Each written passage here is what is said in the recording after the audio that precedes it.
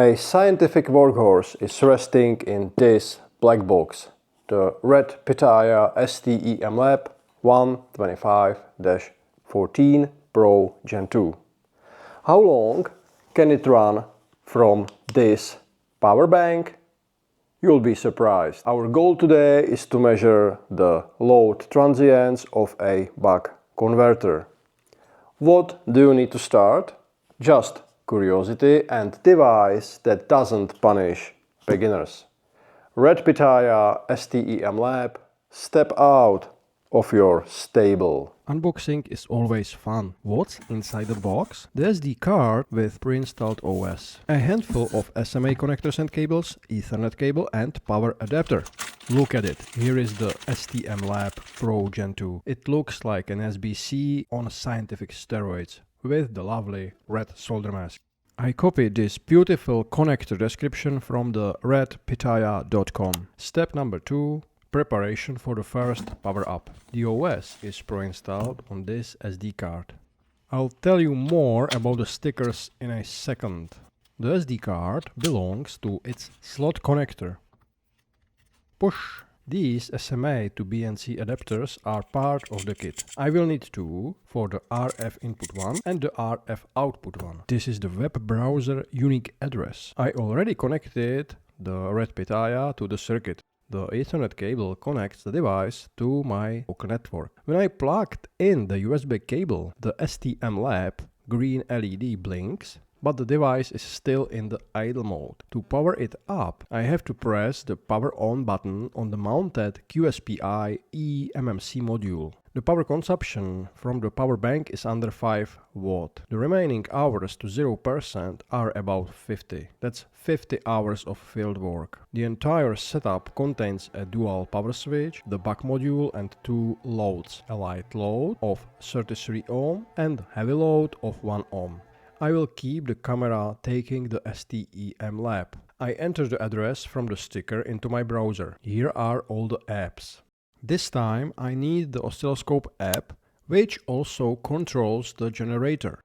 In the output 1 config, the on button enables the RF generator on the RF output 1. I will use the output frequency of 10 kHz. The right bottom corner buttons control the vertical gain and horizontal axis of the scope. This thin horizontal yellow line marks the scope's trigger level.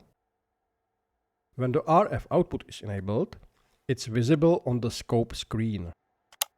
The bottom right corner fine control is active for the activated channel. Vertical and horizontal cursors help me to measure the output voltage swing. The cursor hairlines work as in the physical scope. Click on Y1 and Y2 buttons to activate two cursor lines. The voltage difference between them is visible at the left end.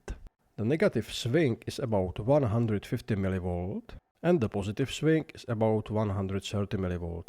The mouse control of the hairlines is pretty handy. I can also use the X1 and X2 cursors. Here they are in the center of the screen. The period is 100 microseconds, which is our 10 kHz frequency. The positive overshoot takes 35 microseconds, which is a slightly shorter time than half of the period. The negative part is about 65 microseconds long. What is super convenient here is the waveform export. You can export both image and CSV. I recommend using the non-normalized CSV file. Let's check the CSV file. A detailed line chart is here in a second. Here is the exported waveform image as a reference. The easiest way to obtain the RedPitaya STEMLAB is to visit the official company shop. You can choose between many variants. The tested model is STEMLAB 125-14 Pro Gen 2. Thank you for helping me capture the load transients. Now it's clear to me how my buck converter behaves.